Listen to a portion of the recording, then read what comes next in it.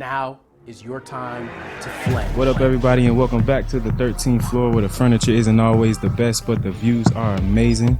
This podcast is being brought to you by Fledgeology, the motivational speaking and life coaching company that is committed to exposing you to the potential of your dreams by getting you to embrace your fears so that you can get out of your comfort zone and on to living an extraordinary purpose-driven life. Of course, as always, I'm your host, B. Jones, the moderator, and today I am joined by a few of the team. Not everybody like last week, but we got T.I. the intern. What's happening? What's going on, yo? We got Mike D in the background. What's going on? What it do, families? Mr. Positivity, Faison, the CMO. What's going on, everybody? Welcome. And the prolific one himself, Carol Cadillo. Don't stop. Get it. Don't stop. Rock with it. What's that, like your old school hip hop of the day? Man, that is the Hall of Famer to be, Luther Campbell, Uncle Luke.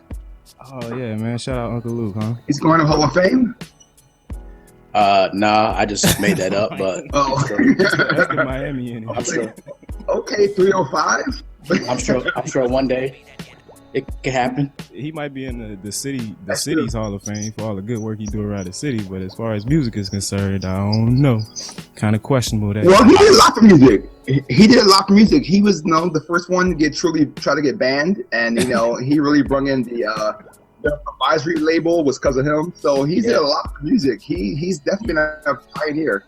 Yeah, he absolutely changed the music industry. Like his court case, I don't know if you all know, but he actually went to the Supreme Court for the censorship of their music and won the case. Really? So I remember that. Banned in the USA video. Banned in the USA. Yeah, I can't say anymore because I pay for it, but that's all I can say. You're a pioneer when they got to change the rules for you. Yep. Easy. I had no idea Uncle Luke was doing it like that. But anyway, man, so it's been about a week since we recorded, man, and it's been a lot going on in the world. You had the Oscars. I didn't watch the Oscars. Did any of y'all catch it? Oh man, watch it live. It was horrendous. That last 5 seconds, see the faces on the guys. I watched it, and I was watching it. Me and Carol were together. We were talking, and Carol had to walk away for a little bit. But I decided to just keep watching and see the last, the biggest award of the night. You gotta see what happens. So I watched it happen. I watched, Faye stumble over the words, and everyone's blaming Dick Tracy. I'm gonna call him Dick Tracy because that's who I remember him as, Warren Beatty. Warren Beatty. Yes, but Dick Tracy's what I remember him as in the yellow suit. So he looked at it like, no, this isn't something not right. And Faye, just like whatever, wow, man. And she stood out there, and he's like okay.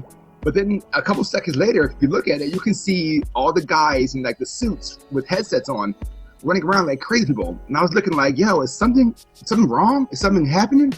And then you see like the face of some people with this shock and the appall that they were up there boasting and bragging and cheering and high-fiving and crying turn into like immediate shock and like stomach dropping. And it was just crazy to see it live. You had to see that one live.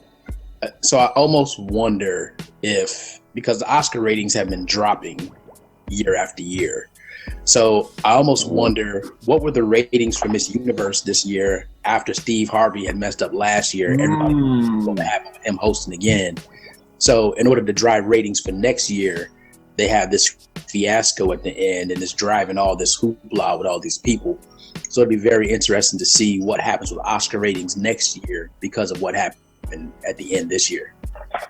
Yeah, man, I heard that they did a whole lot around like similar stuff. So like maybe that was something that they planned, but nobody else knew. So the producers was like, all right, we're going to throw this in here just to, like you say, maybe boost the ratings. But then they also had I heard they had like a random tour bus group or something just show up at the Oscars. And they, that was funny. Right. So, yeah. Yeah, man. So, hey, I don't know. We'll see. It'll be interesting, and I think who is it that handles the voting? The Price Waterhouse. Whatever firm handles the ballots and the winners and everything, they were under investigation. So, it's a whole lot of stuff that all of a sudden has died down. It's only 7 days later, and you don't hear anything about it. So this is a hypothetical situation. This is something crazy I saw because I don't watch TV, so I don't get a lot of my news, from television. So an article or something came across my phone, and it was talking about Oprah for president in 2020. Anybody else see that?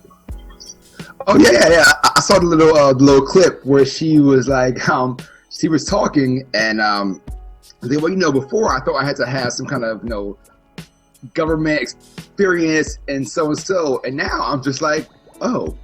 So all she kept saying was, oh. So her slogan might be, maybe, oh. Oh, 2020, right? I thought that was crazy, but it's like, with Donald Trump being the president now, him just opening, that door. What if we actually do get another celebrity president? Because we already heard from Kanye talking about he's going to be out there. You got the Mark Wahlbergs of the world, and then Oprah, who is actually very influential, in I guess she was influential in Barack Obama's political run. She does a whole lot in the community as well as abroad. So what if she was actually the next president? It will be funny. The other name you got to throw in there is Dwayne "The Rock" Johnson. I have heard. So listen, man, I think we've been programming people for this type of thing forever. If you look at how many times Morgan Freeman has been the president, or Morgan Freeman has been God. If you look at all the reality TV shows, it's only a matter of time. Make Morgan Freeman the president then. That's what I think. Make Morgan Freeman or the dude from the Allstate commercials. Yes, with the voice. Broke Morgan Freeman. But either him or Jack Bauer. Get Jack Bauer. Let's get over with. Yeah, just get Jack Bauer. I bet you we never go to war. Ain't that a dude from 20? Right. Yeah. Keith, is that Keith or Sutherland? Which one is that? Yeah. Keith, that's right. Kiefer, one of those. Keith or Sutherland, yeah. Got you. From the Lost Boys. Who? No, from the Lost Boys. The rap group?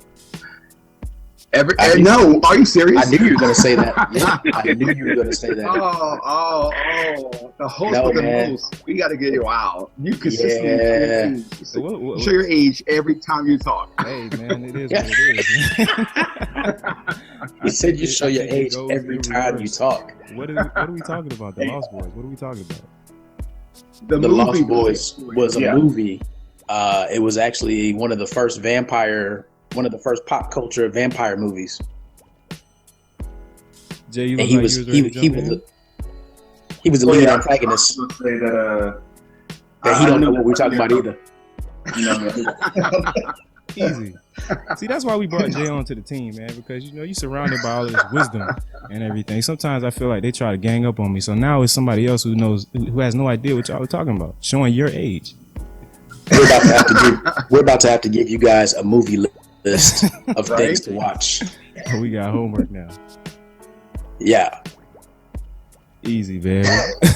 Last week we were on the show and we broke down "I'm the One" as our theme for 2017. And, last week, Mike, he said something in the podcast, and I think it kind of got glossed over, really quickly because we were so into the conversation and we talked about, all of the things centered around "I'm the One." But he said something that I thought was very, very important when he said, listen to your life. And that's really what I want to get into today because it's something so simple, but I think there are array of different ways that we kind of overlook, listening to your life. And even going back to the Oscars, because Viola Davis, congratulations to her. She did an amazing job. She's an amazing actress. I don't think there's an actress out that can cry like she does. If y'all saw Fences and that scene that she had with Denzel when they first found out about the baby and everything, like, it was crazy. The amount of emotion. It's like, where do you pull that sort of emotion and talent from? But congratulations to her for winning the Best Actress. But I haven't seen Fences yet, but it's not just Fences. I've seen other movies that she's been in where she's able to command that crying emotion. And man, I mean, she gets into the ugly cry real easy. And I mean, it was bad. That's the cry. it was bad. It's Like terrible. I mean, like that 2-year-old snot bubbles. Yes, everything. It was crazy. Like, where do you get this amount of emotion from? That just shows you how good she is at her craft. But being.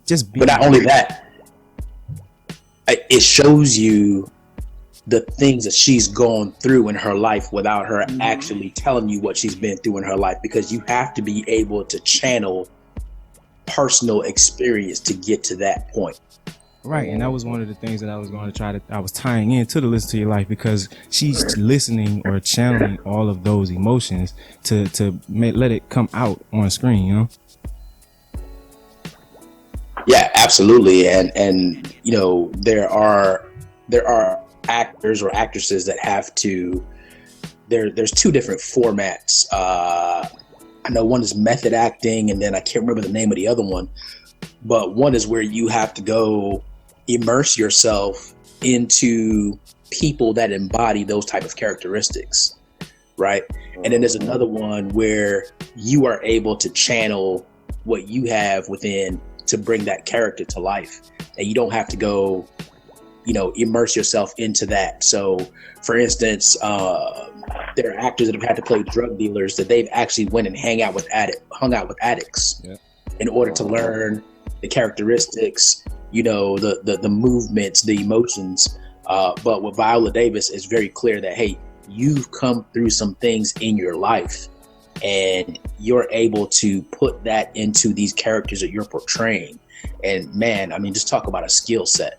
And you're able to listen to your life. You've learned from your life, and now you can actually review and recap and use those things to be great. Right. So like that's what I wanted to focus on, that listening to your life and then channeling what you're hearing, what's coming in, to actually go and be great or be successful, to make that leap. Because when you listen to your life ultimately is an array of choices, right? And everything that life is going to throw at you is going to be based upon the choices you make. So like, just like we said, you're the one making those choices every day in life. So when you decide to do to not listen to your partner in your relationship or whatever, that begets so many other things down the road. Yeah, but what I want to do is, you're talking about listening to your partner, but I think some people aren't listening to themselves. You aren't even listening to your own life, to the things that your inner voice is telling you. Yeah. And I think part of the problem is right now is that there are so many external influences. Before social media, you always had the voice of your parents, your friends, your peers, your boss, whoever, that's always affecting you being able to listen to what your life is telling you. And then now with the, the prominence of social media and Facebook and Instagram and Snapchat and all these things, you have more things that are even putting more influence on that internal voice and that are affecting what it is that you're doing with your life. Agreed. Yeah, it's the thought process that I've always done is that little voice says in make believe. I mean, it's your inner self telling you what's right, what's wrong. Everybody has it. It affects your gut. The only person that can hear it is you. And I've always talked to like kids that I've worked with or people that I've just had conversations with. Like, you listen to it because ultimately it's going to lead you right. It's almost like as if God is talking to you in your head. And if you ignore it, you got repercussions, but you kind of feel that as it's coming about. And then the second part of that I've always thought of is like almost like life is kind of like Mario Brothers. So like you go through the game, you would just jump, and it would be like seem like nothing would be in the air, and all of a sudden it's like this imaginary box. And you just start hitting it, you start to get points, you kind of go through your thing. But everything along the path that you go, you may not know where the treasures are. You may not know what things are supposed to steer you in a positive direction, giving you life. But if you really focus, if you stay quiet, in the midst of something that you're not prepared to receive that information, you will get your gems, you will get your jewels, you will get those things that are guiding you to where you're supposed to go. And it's not deja vu. It's just something completely different. You in your mind are thinking about something to move forward. You go to the grocery store, you have a conversation with a person, and in their comments, they give you that inner voice or that inner thought or something that they're speaking to you about. It's like, you know what? Thank you for that. You had no idea what I was going through, but I appreciate your comments. And those are things that happen to let you know you're going on the right path, you're going in the right direction. You know, I think that's great that you use the Mario Brothers analogy, and I want to go a little deeper into that, because just as much as you find things on your own, you become better when, you know, those people who've done it before show you the way, and it makes it easier for you. So you can struggle for so much time trying to get past a certain level, and this level could be, you know, anything in life. But when someone shows you, oh, you gotta, you know, run from here and, you know, press B a little earlier, and you get over that hump. You're like, wow, that made it much easier. Sometimes that inner voice is just from someone else helping you on the way and being mentored or being, you know, being directed and following, like, or listening to it being told to you, so you can hear it instead of just making your own path without, you know, supporting. Yeah. So I can't believe that y'all are gonna make me jump into this Mario Brothers. That's a great analogy, man. I love Mario Brothers. You guys have now messed up a lot of people's life soundtrack, because people are gonna be walking outside after they listen to this, and all they're gonna hear is all they're gonna hear is a little song, right? But let's take it a little bit deeper. Right? So, in the spirit of I'm the one, here's the thing. So, when you look at Mario or Luigi or whoever you were using as your character to go through the game, the majority of the game did not involve the direction of other people. There were certain benchmarks once you reached to the end of a level where you had a check-in with somebody that was giving you some advice on the next level, right? So predominantly, their own intuition is what led them through the majority of the game. And then you just had supplemental guidance from other people. But your predominant voice was, hey, I need to save the princess. These are the things that I'm going to do. I don't care what it takes. I'm going to get it done. So it was that internal driving voice, desire, their moral compass that was leading them to do that. Because I can tell you, me personally, if I was in the kingdom with a princess, there's a whole lot more people that I'd be like, hey, why I got to go save her, or why I got to go by myself? The whole kingdom is in jeopardy. So, you know, but don't get me wrong, I get it. You know, they loved her or whatever. Hey man, you know, I so completely another way. I'm like, why do I need this princess? What about all of the other princesses in Mario Land or something? Like, I don't understand. She can't be that important.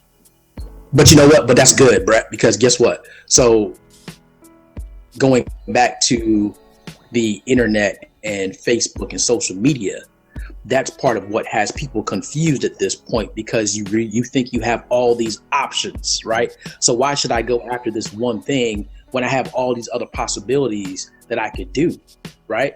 And one of the things that stands out to me is that you see people, and no jabs at anybody on this call or this podcast, but you see people saying all the time, go out and be great, right? Without any further direction. What are you going out and being great at? Am I going out and being great at driving? Am I going out and being great at breathing? What am I going out and being great at? And that's the thing where it comes back to I'm the one, because you have to look at yourself internally and figure out what is that thing that you're going to be great at. You're not going to be great at everything. There are certain gifts that you have that give you a unique advantage to being great in this one, and I'll even say two particular things. There's some other things that you might just do better than average. So if you really want to get to that life, feel like your life is being validated by yourself, not other people, and that your life is, you're living your ultimate purpose, find those one or two things that you are going to be great at, that there's probably maybe 4 other people that you'll ever come into contact with that might be able to do it at the level that you're doing it. Yeah, man, and we're going to talk about that validation piece a little bit also. But I have a question. What about the person whose external experiences shape so much of what they are listening to on the inside. So, they get, whether it's their environment, the people that they're around, that's what's shaping what they're listening to. And it might be a small spark on the inside that is telling them or saying, hey, this isn't really what I want to do. But they have so much on the outside that is like pressure or drive or push in the opposite direction of what their life may be trying to tell them to go into. I think that, and that's what I wanted to touch on actually, because I think that a lot of people don't listen to that voice because they don't know who they are, and they don't know if it's their voice or if it's another person's voice that they heard from the past, or they don't know if it's their dad's or their sister's voice, something like that. So I think when you take time to reflect on who you are as an individual and get to know self, because so many times we start off as who we are, but as we go through life, I think I heard it explained one way that, different things get piled on top of ourselves, and we have to take the time to remove those different things and get back to our true selves. And when we do that, it'll be a lot easier to actually listen to that still voice within and know that it's coming from you as opposed to whoever else it may be coming from. That's a great point, Jay. And one of the things I think prevents people from getting to know themselves is people don't like quiet time. A lot of people encourage things like, you always hear people talk about meditation and finding that time where there's no noise around you, there's nothing else going on, where it's just you. And that's your opportunity to calibrate with that inner voice. And I think that's why people that do practice meditation do find great levels of success. I'd venture to say greater levels of success than those of us that don't take that time to just isolate yourself with that inner voice and really give you a chance to focus. And I know for me, meditation is always something that I've said, hey, I want to start practicing. I want to do. I always say I'm going to get up early in the morning, just go in my office and light a candle and just sit there, quiet. And it doesn't have to be for, an hour, take 5 minutes, 10 minutes of, just listening to your breathing. That's one of the techniques that they use, is listening to your breathing. And hopefully that inner voice becomes a lot clearer. But to be honest, I think there are a lot of people that are scared of that internal voice, because that internal voice is holding you to a level of accountability and it's already on the inside. So it's not something that, like other people, you have to let it in. It's already on the inside. So whatever that inner voice is telling you is hitting you so much to heart that some people don't even want to deal with it. And that's why you hear people that say, oh, I always have to have background noise. I have to have something going on. Even when I go to sleep at night, I got to turn the TV on because I can't deal with the silence. And it's like, hey, there's a fear of something there. And if there's anybody out there that's in that boat, I challenge you to figure out what that fear is. What is it that scares you about silence? Is it getting to know who you are? Is it you that you're scared of? What's going on? Right, man. It was a couple of things, man. You hit a lot of nails right on the head, or points that I was going to point out. So it all goes back to self-reflection. When we're talking about I'm the one, and even listening to yourself, you have to take that time, and we talk about that all the time. But the embracing that fear portion is also very critical.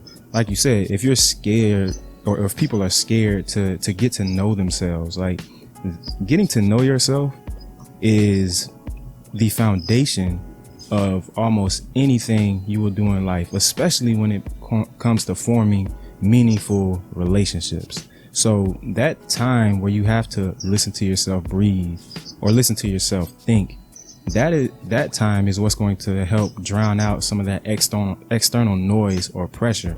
And I know at times we all feel like, or I feel like, I'm my own worst critic, but that's not such a bad thing. When you're telling yourself, or that you aren't living up to your potential, or that you didn't complete a project to its best, to your best ability, knowing that should be the motivating factor to do better in the future.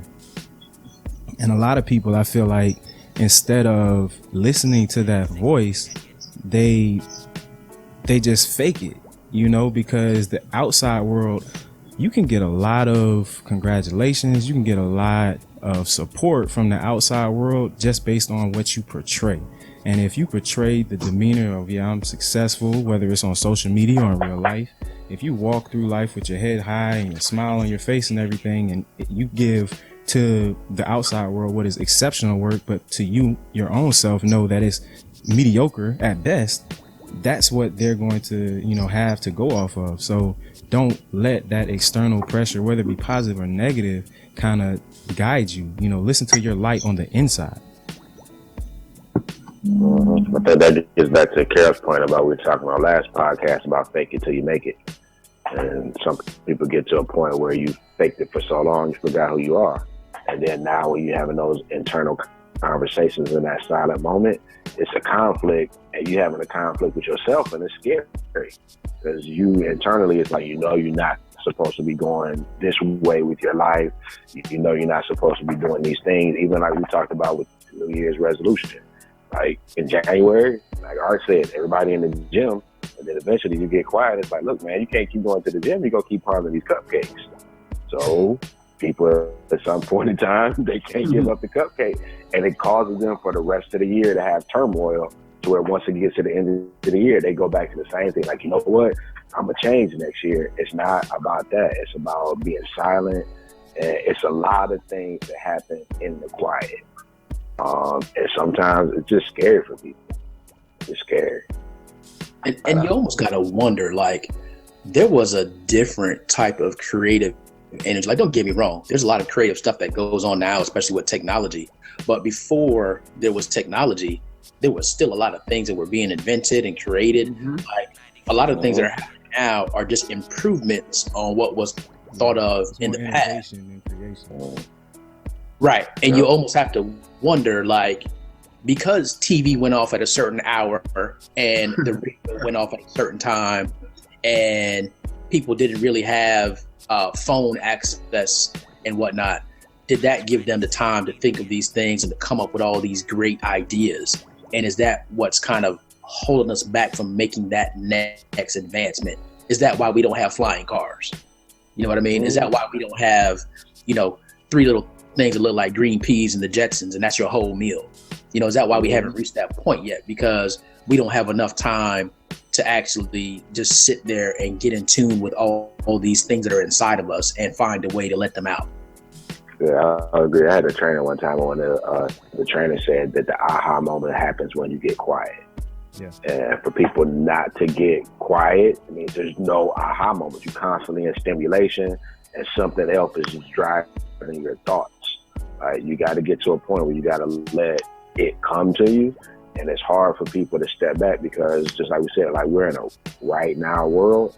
So people think, all right, I got to come up with the decision right now instead of, like we were talking about earlier with our grandparents. Like, my grandmother would always say, let me sleep on it. And I'm like, what? Like, what do you mean? Like, what do you, and it would freak me out. And then she would just walk away. She wouldn't say anything for her. And the next day she would come back and it would be a different conversation. She had thought through it. She had thought through the pros and cons. She would ask a whole series of questions. She was calmer. She felt more comfortable about the situation. And that's kind of where, as a society, we've lost. Even my kids, like, it gets to a point where I'm like, you know what? Everybody get off the technology. Give me your phone just so you can learn how to interact around people, because you don't talk to people and have conversations anymore. Everything is, I'm going to send you a text message when I want you to pick me up, instead of picking up the phone and calling and saying, hey, Daddy, I'm ready. So I agree with you, Carol. Yeah, I think so. It's funny that you talk about your grandmother saying, let me sleep on it. And I'm sure one of the things that she was doing before she slept on it was she was probably praying about it. Yep. And Yep. I can tell you, one time, this is years ago, I had posted on my Facebook where I said, hey, what if you praying is not actually God doing whatever it is you're asking, but it's actually you affirming what it is that you want. And you have now aligned your internal resources and your internal energy to go and get what it is that you want.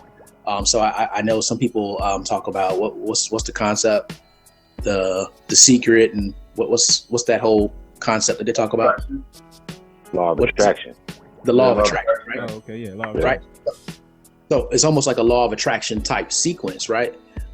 So in me saying that, it's like, hey, you're actually affirming what you want, and that aligned you because, in my opinion, the creator gave you everything that you needed to manifest the things that you want, right? So kneeling down to pray, to me, is really your affirmation of what it is that you want. And most people don't pray in you're not praying listening to Jeezy or listening to Future.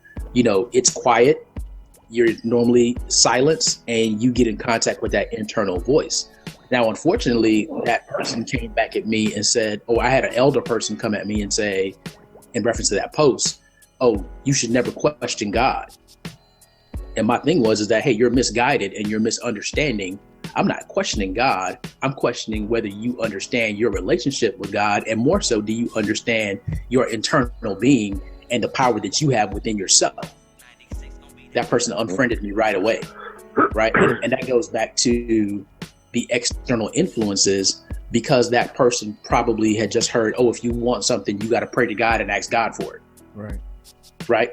When you probably have what it takes to go out there and get it. And I think somebody posted something this week in our group about a Oprah link. And I think in the end of that interview, Oprah says, hey, it's there for you to have. God is just waiting for you to take action on going to get it. It's already there for you. Exactly. That's where you get It is. Us being human and having that free will. You have the opportunity to make a plethora of different decisions as you walk through life, whether you're following the footsteps of your creator or the universal God, or you decide to stray off of the track. At the end of the day, you decide where you're going to go. It may have been laid out for you. The creator or the universal God, or however you look at it, may know already, or may see the different scenarios, but you ultimately have to live your life. Right. And look, I don't want to turn off any listeners out there that, maybe you're an atheist or you don't have that much faith in God. Understand what it is that we just said. You don't have to go to church every Sunday. You don't have to read the Bible every day in order to get the things that you want and to be the person that you are. I strongly encourage you, hey, if that's what you do, then that's fine, because that's what your internal mechanism is driving you towards. But understand that you have what it is you need to be your best self and to bring out who you are. Again, you are the one, so you are responsible for your life and what's going to happen. You got everything from birth. You just got to make sure that you focus on it and that you build on it. If there's nothing that you need that you don't have, it's just the wants that get you kind of throwing all crazy. Because you're like, I want this, I want that, I want this, and that's not what you're supposed to have. And you get caught in a rut. You start trying to go after things that aren't for you. It's just for what you believe society is telling you that you're supposed to have. And you get way off track. Right. And to go back to what Faison was saying earlier, and maybe he was going to jump in and say this now, we're not telling you that at some point you won't need the help of someone else, or you won't need the guidance of someone else. But that should be a supplement to what it is you're trying to do. That should be a supplement to the choices that you make. That shouldn't be the driving factor and the main reason why you choose to do what you do, because of what somebody else said or how somebody else guided you. Yep, you got it right on the head, Kay. The funny thing that makes me kind of laugh is that, I have a revolving jukebox in my head that just plays music, and sometimes, I don't know why these songs pop in, but I was happening listening to, in my head, of course, listening to Tupac's "Dear Mama," and he said in that song, "I thought we had it rough, we always had enough," and that's something you think about. That when Mike said that the wants, you always want more and more, but when you look back at what you actually had and how things were, you actually had enough. But you decided to diverge off that path, and if you just stay where you were mentally, get stronger. But the wants and the needs, you see things outside. People want this, and the Joneses always want to do more. But if you just stay with yourself and you focus on what you need to do for you, you be successful way beyond where you are, because you stay true to yourself. So it's just some of those small things that kick in, but you never know why your head plays these things and tells you stuff.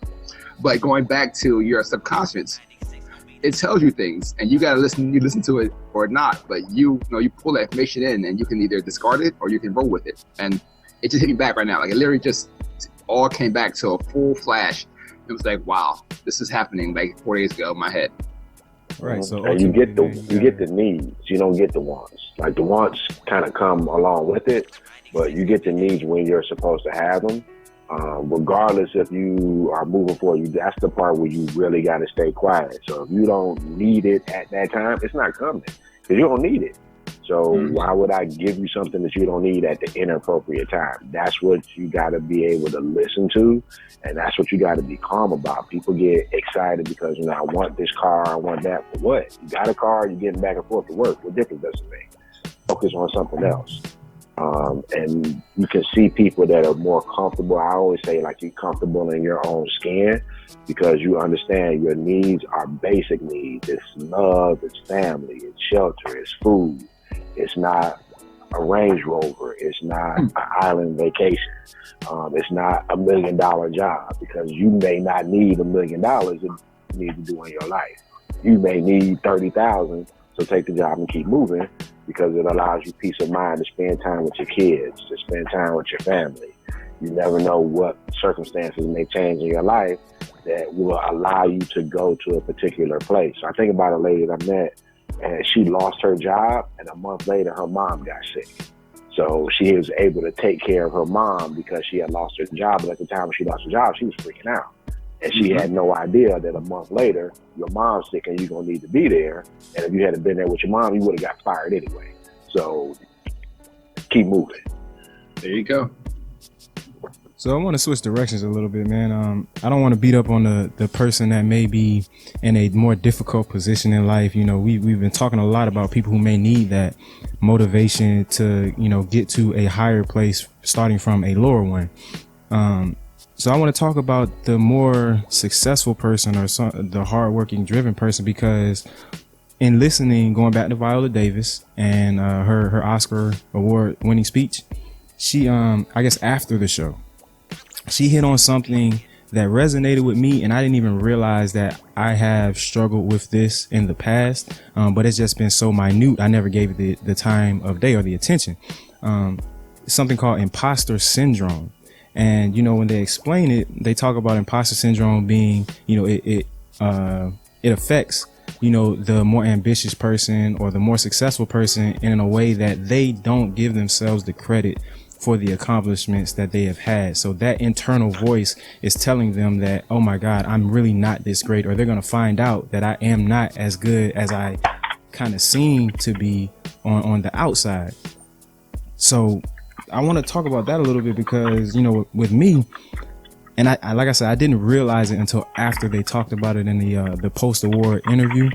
When I was running track in high school and a little bit in college as well, there was always a short time frame in between when the gun went off and like right after I finished warming up. Because when I'm warming up, like I'm listening to my hype music, I got my headphones on, and I've seen great levels of success. Like I've seen championships, I've competed with some of the best, I've beat people, I've lost to some people, but it's like a I don't know, maybe like a 30-second or a 10-minute time interval, I'm sorry, between that where I'm like, dang, can I actually get with this person on the line, right before that gun goes off? And I kind of like almost cut my head off, or actually cut my feet off before the gun goes off, just telling myself that. But in the end, I kind of just come out of it, and I'm like, I look at my accomplishments. My coaches are kind of in the back of my mind, and they're telling me like, yes, you can do this. You've done it before. Why are you feeling this apprehension now? And I think that might just be a natural feeling, but we may not necessarily see it so much in the beginning. But knowing it and understanding it, I feel, is the first step of overcoming it. So when you do feel it, you can be like, oh no, I'm good. I'm actually here for a reason. The crazy thing thinking about it, and you guys will get to know me as you're listening to this podcast and listening to me over the years to come. I love entertainment. I love movies, love music. But when you said that, Brett, about you getting online, I just literally visualized and focused on you just breathing, the gun going off, and all you heard was your breath and the steps of your feet. You couldn't hear anything else around you. But what made you say, I can do this, is because you heard doom, doom, doom, doom, doom, and your heart and your breathing going, and that's what you heard until the end of the race. And once the race is over, you then now could hear and see everything around you. And that focus made you say, I can beat them. Or if you looked around them and you heard sounds, then you fell behind that person because now you're focusing on their sound versus your sound. So I ran track, ran a 4x4. I know exactly what that mindset is. When you focus on you and you think, wow, I'm really far ahead, or you focus on someone else and you're trying to play catch up the whole time. So it was just great that you said that, and that just made me think about the actual visual concept of you running on the track. Yeah, man, it was Yeah, crazy because I heard Viola talk about it, and her still feeling that to this day. And she just won, the highest honor, I believe, as an actress. But to hear somebody on that level kind of still say that they have struggled with this or continue to struggle with it today, it makes it that much realer. So for us, quote unquote, regular people, that feeling, that apprehension, it's normal. But as you said, what I did was I went back inside. So like I looked for my own, motivation, and I started, feeling my own self. And when that gun went off, it was like it snap out of it. And you're right, that first 8 steps, that first hurdle, boom, next 3 steps, boom, and then it's tunnel vision. After that, I'm off to the races. And it's funny that you mentioned tunnel vision, because we've referenced tunnel vision in last season's podcast, and some people look at that as a negative. But when you get so focused on what it is that you are doing and what it is that you're trying to perform in, that is exactly what happens. And it's not just on the track. So I ran a little bit of track too. I know exactly what you guys are talking about. But I can tell you that every time I get up to speak, there is a part where it's just like, okay, am I going to deliver today? Am I going to impact the audience the way that I would like to? And you get out on the stage, and then there are times where I've done my thing, I get off the stage, and I have to ask you guys, hey, how did that go? Because I have no idea. You're right. You don't because get what you think from the audience or whatever the case may be. Well, no, the audience might be giving me feedback, but guess what? I have blacked out the audience. I got you. Yep. Yeah. I walk in there and there's 150 people, there's 200 people, but once I start going, I'm just doing my thing, and that's it. You're not even there anymore.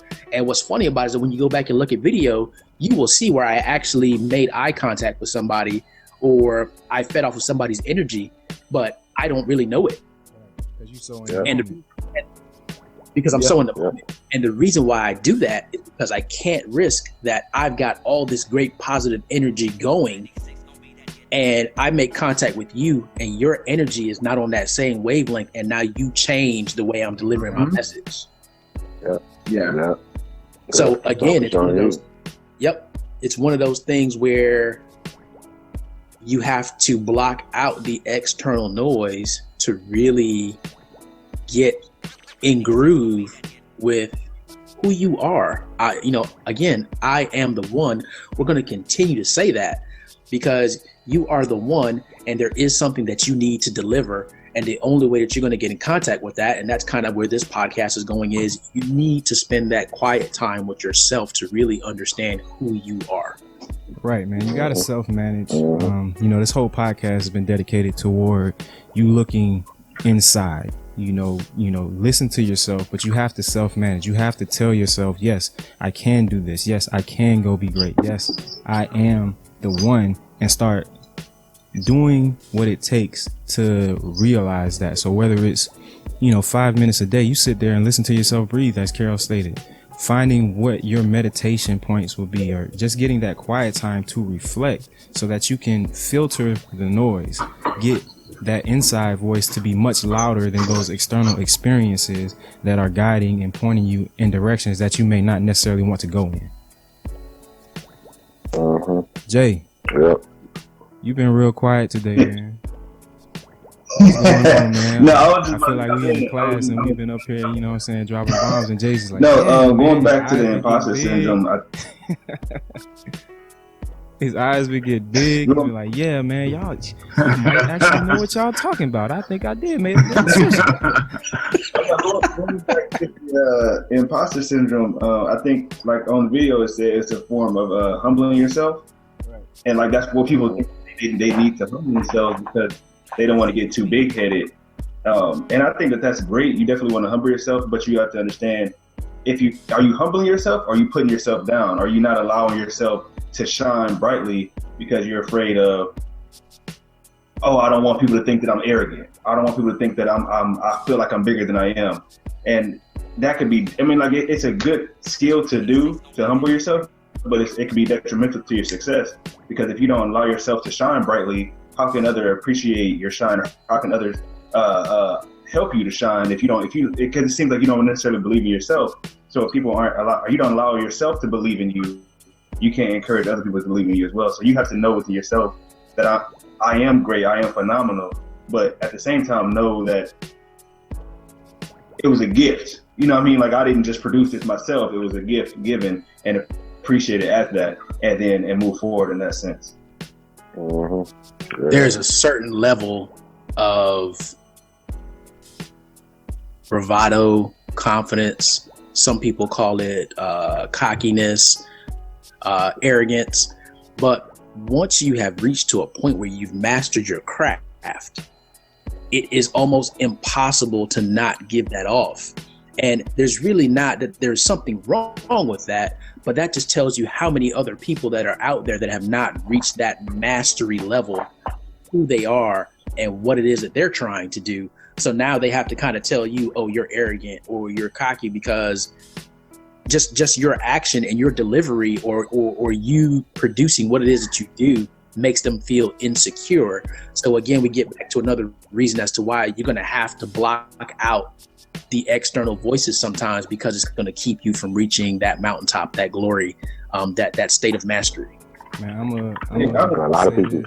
And then I'm gonna throw it to Jay, and I'm gonna throw it to Mike, and then I'm gonna let Carol close the show.